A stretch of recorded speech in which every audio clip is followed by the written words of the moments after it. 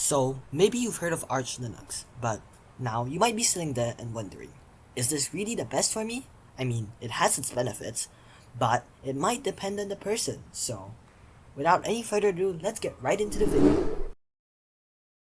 So, to talk about the benefits per se of Arch Linux, there are a few things that I'd like to point out. Firstly, minimalism.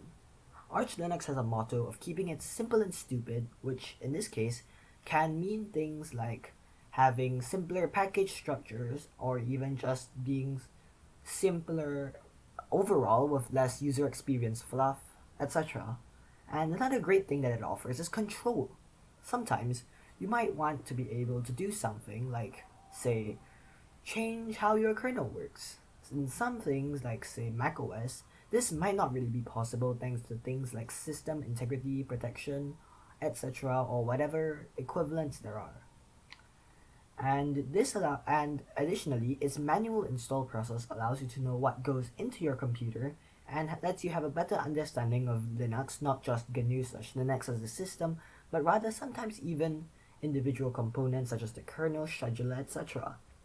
So, Arch Linux also offers bleeding edge features, and to give you an example of this, let's say there's this fictional web browser, and let's say you really wanted to check your browsing history, but the feature for that isn't available in the release which most distros use. So, in this case, Arch Linux might have a newer release which contains that browsing history feature, so it's very useful in this case. However, sometimes this could also be taken as a con since it can also cause you to have a few screw ups since it can mess up your familiarity if, say, the developer of said program might want to completely revamp the entire user interface. And let's say they move the browsing tab bar to the bottom and it really screws you up. In the case of like a slower release distribution, this wouldn't really be an issue. But yeah. And there's a joke, no?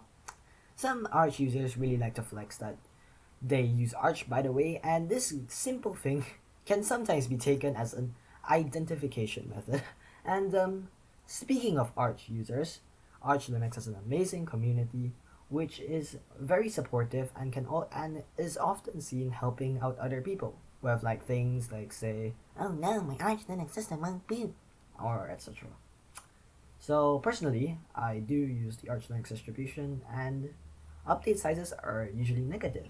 Now you might be wondering, how is this possible? There's more features, right?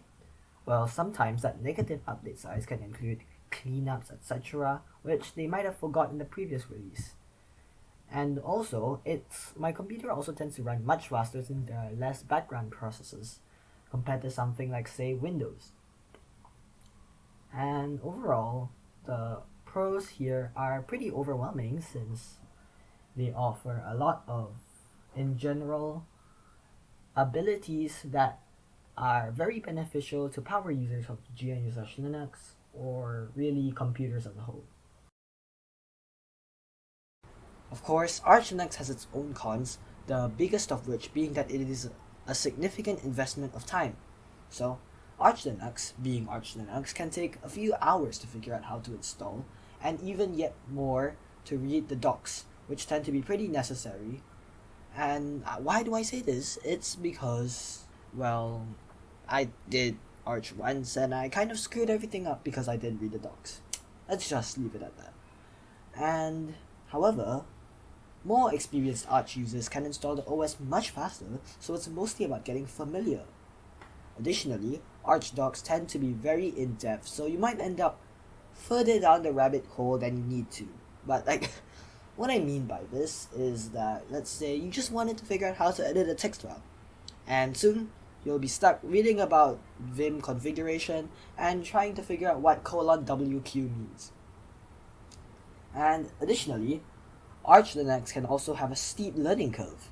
So if you came from something like say Windows or Ubuntu, Arch may pose a significant learning curve as it often prefers minimalism over user experience fluff, as I already mentioned earlier in this video in the benefits section, so it might be efficient but not in the way you expect.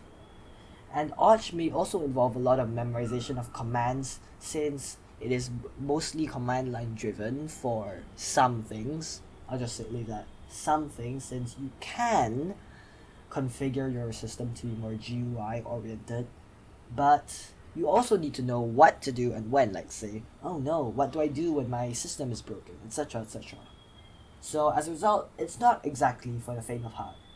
And also, a lot of time is needed to be able to use Arch comfortably. Like, it might take around a few months for you to get from, hey, what is this, to being able to use Arch fluently. And by fluently in this case, I mean being able to use Arch like a normal desktop instead of being a weird person and reading documentation to do everything.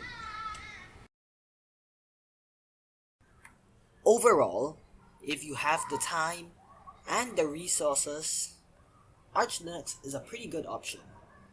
And if you value lightweight system and customization over plug and play compatibility. But if you just want to have your device just work in general, and you just want to point and click and open Microsoft Word, it mightn't be the best choice for you, especially if your computer is half decent and can probably run something like Windows or Linux Mint. But if you ever decide to use Arch Linux, you can always remember that you can now say you use Arch, by the way. Ha, ha. That was a very bad joke, wasn't it? Screw it. In conclusion, as I said, it's okay if you have time if you want to, but like it's okay, it's also alright if you don't. And your choices will be respected.